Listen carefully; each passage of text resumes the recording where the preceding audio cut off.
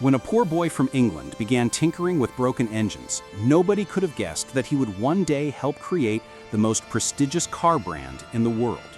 This is the story of Frederick Henry Royce, a man born into hardship, driven by perfection, and destined to change engineering forever. Henry Royce was born in 1863 in a small village in Owlton, England, the youngest of 5 children. His parents, James and Mary, ran a small flour mill, but business was poor. His father lacked the sharpness to survive in the competitive trade, and by the time Henry was just 4, the family was drowning in debt. Bankruptcy soon followed, and the Royces packed up their lives and moved to London, hoping for a fresh start. To help his struggling family, little Henry took his first job at only 4 years old, scaring birds from a local farm field. He earned 6 pence a week, a small sum that meant survival for the family. But tragedy struck when Henry's father died just a few years later. The loss forced every Royce child to work, and young Henry began selling newspapers and delivering telegrams across London's crowded streets. Despite working from dawn till night, Henry never lost his curiosity. Though he only completed 1 year of formal schooling, he was fascinated by machines, gears, and the quiet hum of electricity. When he turned 15, an aunt stepped in and offered to fund his apprenticeship at the Great Northern Railway Works. There, surrounded by steel and steam, Henry found his calling. He worked tirelessly, studying algebra, French, and electrical engineering at night, often by candlelight. But when his aunt's support ran out, he was forced to quit. Still, he refused to give up. He took a job in a small tool-making company in Leeds, then later in London, where he worked for the Electric Light and Power Company. By 1882, the ambitious 19-year-old had already earned a reputation as a sharp and innovative mind. A few years later, at 25, Henry partnered with a friend, Ernest Claremont, to start their own business, F.H. Royce and Company. They began small, crafting electrical components like doorbells and dynamos from a cramped workshop. Every screw, every wire, every circuit was built with precision, and slowly the company began to grow. By 1894, they were producing electric cranes. But while business was steady, Henry's curiosity had already shifted to something new: motor cars.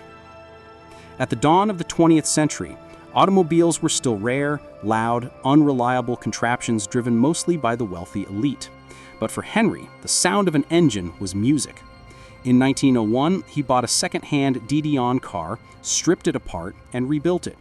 Dissatisfied with its flaws, he vowed to design something better. By the end of 1903, he had built his first car, the Royce 10 horsepower. It was quiet, smooth, and brilliantly engineered. Around this same time, another man in England was falling in love with machines, Charles Stuart Rolls. Born in 1877 into one of Britain's wealthiest families, Charles was the complete opposite of Henry Royce.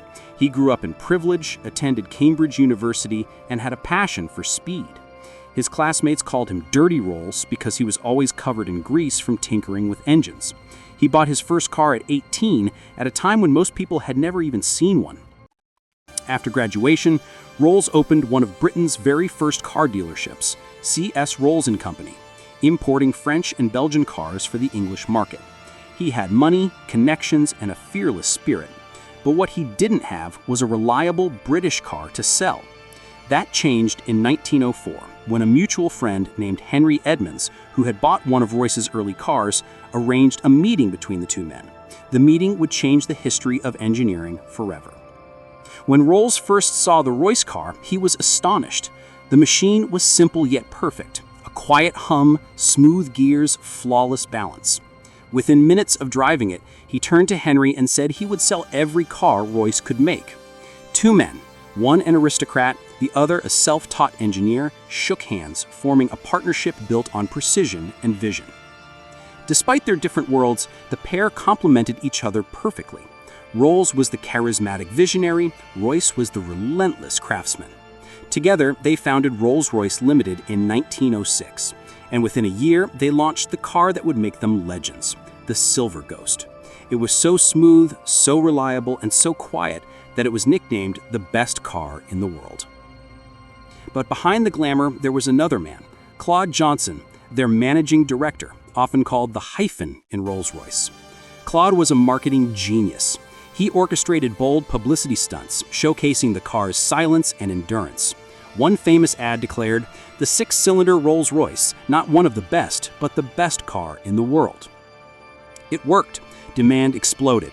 Rolls-Royce became a symbol of luxury, performance, and perfection. But success came at a cost.